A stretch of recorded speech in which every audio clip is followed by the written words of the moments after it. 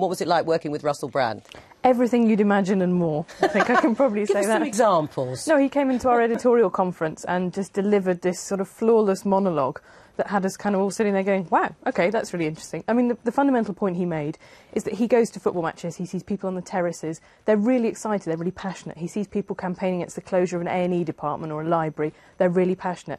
Yet when it comes to national politics, people feel like it happens over there somewhere, they're not involved with it, they don't have any say in it. And that is the key problem that, you know, I leave it to you guys to address. Right, well, why did you ask him particularly? We asked him because we like finding people who the perception of them is not what they actually are and slightly changing that. The same thing happened with Jemima Khan. She had great thoughts about free speech and we really wanted to get those across and she changed the perception of herself through doing the edit. The same thing happened with Russell Brand, is that he had been seen, you know, we last remembered him before he left for America as this kind of guy who hosted Big Brother's Big Mouth.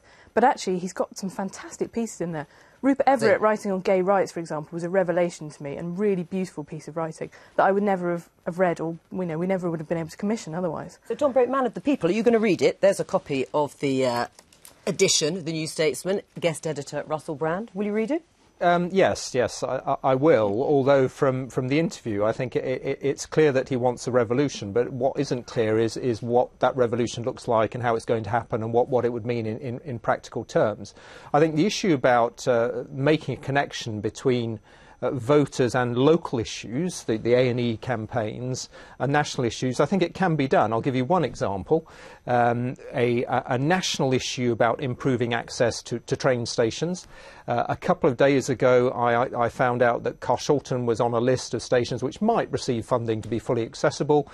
By email, I contacted a certain number of people, and within 2 days, we had over 400 people who'd signed up to a campaign to support making that accessible. So I think you can, using technology, make that connection between the local and national campaigns. It's about cutting through, though, isn't it? I mean, do you think we take people like Russell Brand too seriously, or do you think politics looks at them and thinks, how can he reach the parts that we don't? Well, what he's successfully doing is speaking for a bunch of young people, I think, who feel very disillusioned with the system. They haven't got free education. They're not going to get full employment. In fact, many of them are unemployed. They can't buy a house. And if they do get to work, they're going to be working well past 70. That is a completely different settlement to the baby boomers and Generation X who currently run this country and are sitting pretty.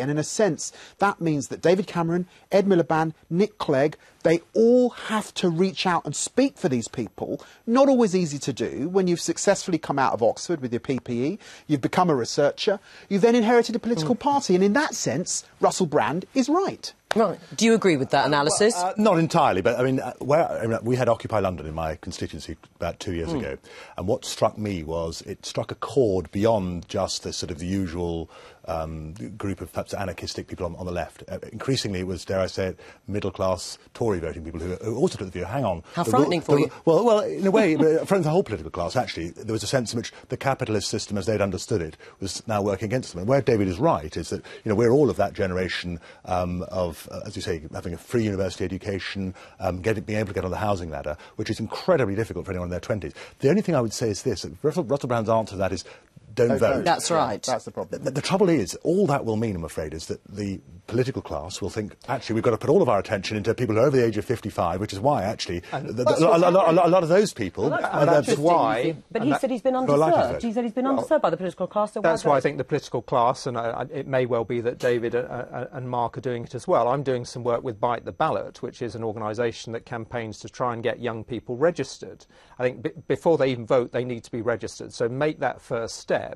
Because if they don't get registered and they don't vote in elections, as Mark has said, I mean, as politicians, I think politicians generally, they know who votes in their constituencies and tend to try and establish a relationship with them. And if people aren't voting, then there's a problem. Yours is a very pessimistic view of life, then, for young people. It may be true, but it does seem fairly pessimistic. No, look, I wouldn't advocate not voting. I think we probably should think about compulsory voting, and then at least we could see who destroyed their ballot and was upset with the system. I wouldn't agree with that. But look, the point is this, that at the moment, the elderly are protected in our system. Yeah. No one's attacking their TV licence, their fuel allowance. Young people not voting, left out of the system, and no one's And that was a taking care of them. mistake, So wasn't it, that's by the David problem. Cameron to make that commitment? Well, no, you can understand why he made it. Yeah, well, all right, yes, and he but wanted to keep but doing the it. thing is, we are moving away from the paradigm of, say, 40, 50 years ago of class-based politics into one that I think will be more age-based, generational-based groups who are being pitted against each other. And that, I don't think, is a very healthy state of affairs. And my biggest worry is that some of the brightest and best young people, young graduates in this country,